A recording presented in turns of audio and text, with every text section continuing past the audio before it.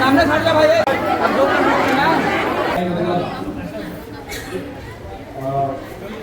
Security line में तो क्या हुआ? साड़ी का वितरण करते हैं तो हमारे जो नियमित और प्लेसमेंट के जो विधि है उनके लिए नगर निगम की तरफ से साड़ी की व्यवस्था की गई है और हमारी जो एटीएम है और पासबुक दोनों ही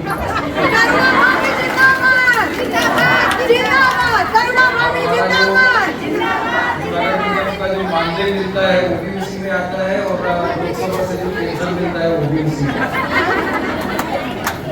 तो व्यवस्था जो की है वो ये है।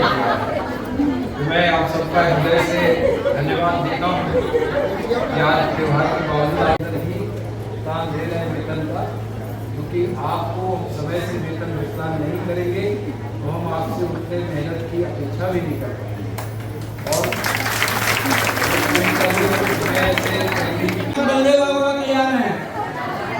सामने चढ़ जाओ भैया, सामने चढ़ जाओ।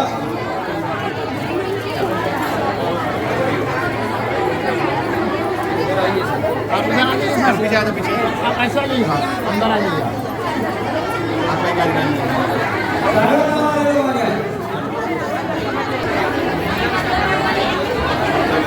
गाड़ी